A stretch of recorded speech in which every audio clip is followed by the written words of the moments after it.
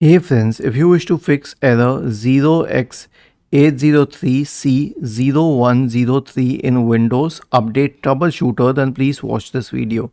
Now, ideally, when we face issues with Windows updates, our first approach is to run the Windows Update Troubleshooter. Right click on the Start button, select Settings from the menu, go to the System tab. In the right pane, select Troubleshoot, select Other Troubleshooters, click on Run corresponding to the Windows Update Troubleshooter. But here's a question. If you try to run the Windows Update Troubleshooter and you encounter this error, then what should you do in that case? Well, the only solution is to reset Windows Update components. So we have a script for you. All you need to do is copy the script in its entirety and then search for command prompt in the Windows search bar and click on Run as Administrator. Paste this script here. Here's what will happen.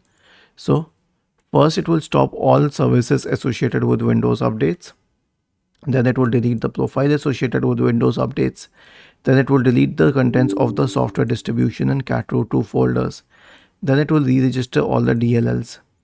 Then it will reset WinSock, and finally it will restart all the services. Was this helpful? If yes, then please subscribe to the channel. If not, then let us know in the comment section of the video on how we could help you further. Thank you for watching this video and have a nice day.